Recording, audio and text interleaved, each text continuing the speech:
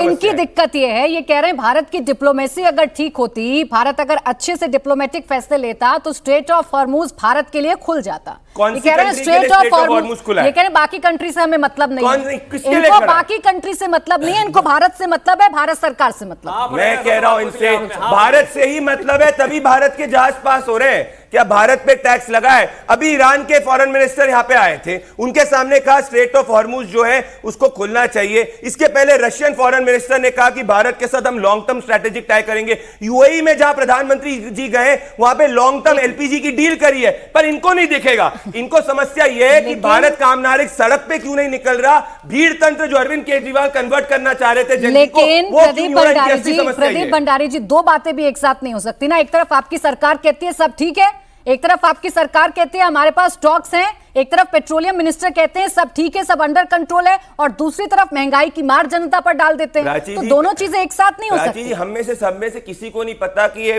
वैश्विक संकट कब तक चलेगा। मैं इनसे पूछता हूं, एक दिन चलेगा, एक महीने चलेगा, 10 दिन चलेगा, 5 दिन चलेगा, आप बताइए कितने दिन चलेगा? अरे अमेरिका को भी नहीं पता कितने दिन चलेगा, ईरान को भी नहीं पता कितने दिन चलेगा, किसी को नहीं पता है। तो हम कंटिजेंसी की बात करें। अरे तुम पढ़ लिख के नहीं आते, तुम मदरसा में पढ़ते हो, इसलिए तुमको पढ़ाई लिखाई नहीं आती है, इसीलिए हाल हो चुका है। पढ़ लिख के बात करेंगे, न्यूज चैनल देखो, झूठ का पर्चा लेके आओ, लिखाई करो, झूठ का पर्चा लेके आओ, झूठ का, तब जाके सत्ता में झूठ का पर्चा लेके आओ। धर्मेंद्र यादव जी, आप चाहते हैं कि मैं डिबेट को अच्छे से करूं और जनता को समझ में आए, तो एक दूसरे के बीच में बोलना छोड़ना होगा, क्योंकि जनता के सरोकार का मुद्दा है, हमारे देश का मुद्दा है।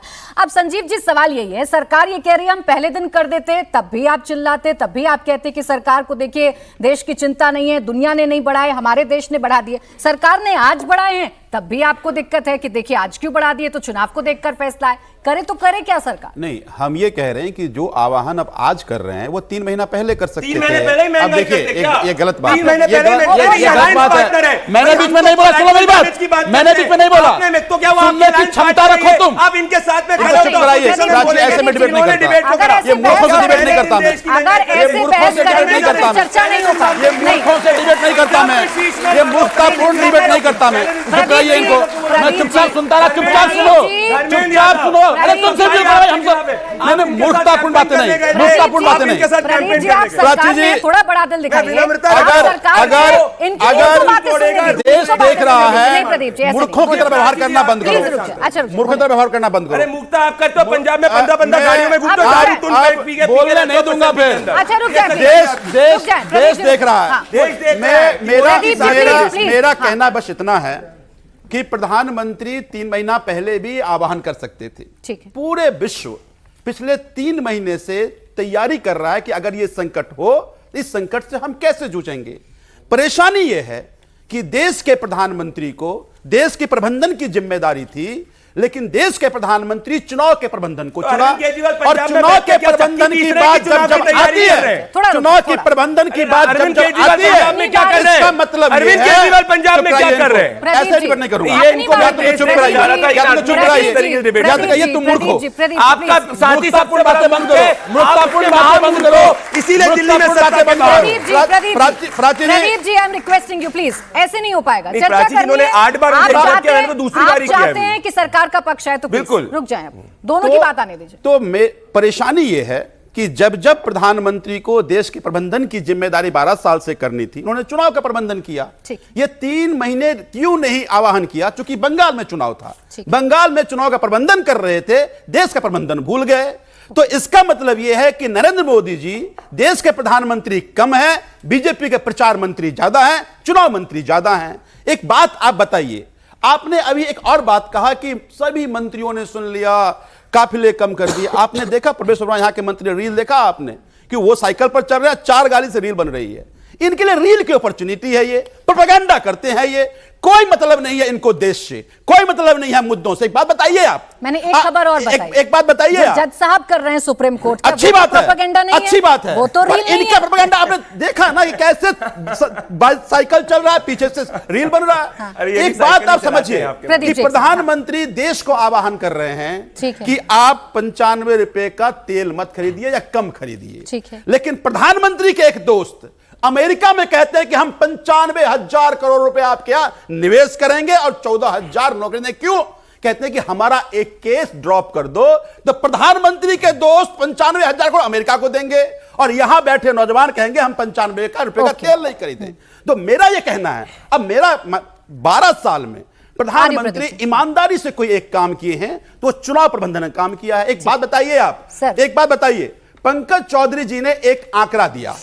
उन्होंने कहा कि कॉर्पोरेट टैक्स के कम होने से 90,000 करोड़ रुपए पर ईयर रेवेन्यू का लॉस हो रहा है, यानी 12 साल में रेवेन्यू 7 लाख करोड़ का नुकसान हुआ।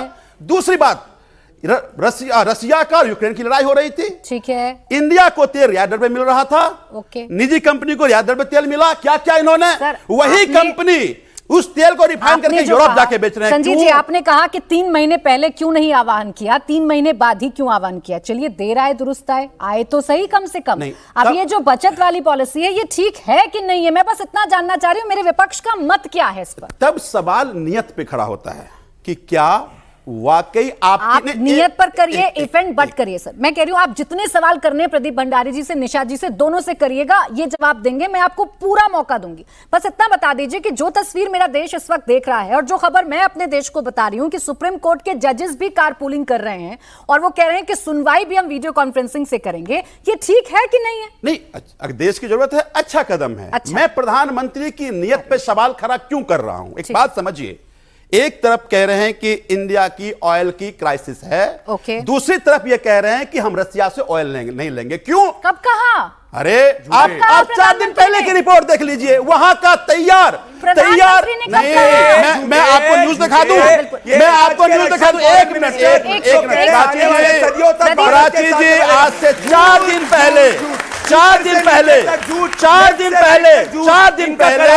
रसिया में तैयार कार्गो, रसिया में तैयार कार्गो कहा नहीं लेंगे, कहां से लेंगे? वेनेजुएला से। सर, मेरे पास तो सरकार, सुनिए, मेरे पास सरकार का कोई ऐसा ऑफिशियल स्टेटमेंट नहीं है, हो सकता है मुझसे मिस हो गया हो। आप मुझे बताइएगा सरकार के किस मंत्री ने ये कहा या कहां पर ऐसा ऑफिशियल स्टेटमेंट जारी किया कि हम रशिया से तेल नहीं खरीदेंगे? मैं आपको आंकड़े भी दे देता हूं, मैं आपको जानकारी भी दे देता हूं। दीजिए।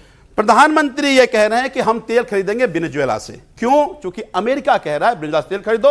वेनेजुएला से तेल आने में लगेगा 60 दिन, रसिया से तेल आने में लगेगा 30 दिन, रेट पड़ेगा 4 गुना। रशिया से नहीं खरीदेंगे, ये कब कहा? रशिया से नहीं खरीदेंगे, कब कहा? आप आंकड़े देख लीजिए कि रसिया से जो तेल आता था इस साल, इस महीने बस इस महीने 45% तेल कम रसिया से आया है, वेनेजुएला से आपने बढ़ाया। विपक्ष की चिंता है। अंतिम बात है, एक अंतिम बात, एक बात बताइए आप, हमने आपको एक आंकड़ा दिया कि रियायत दर से तेल आई इंडिया और इंडिया के निजी कंपनी तेल भेजा यूरोप में, नुकसान हुआ 60,000 करोड़ का रेवेन्यू। मैं अब जवाब लेती हूं। और विंडफॉल टैक्स 24,000 करोड़ का नुकसान। देखिए, क्योंकि प्रधानमंत्री बेशक देर से कहा, लेकिन संजीव जी ने कहा कि अगर बचत की तरफ हम बढ़ रहे हैं तो कदम अच्छा है, लेकिन ये अच्छाई इनको इसलिए नजर नहीं आती क्योंकि सरकार की नीयत में खोट है, इनको सरकार पर यकीन नहीं है, इन्हें लगता है कि सरकार जो कर रही है वो सिर्फ प्रोपोगेंडा के लिए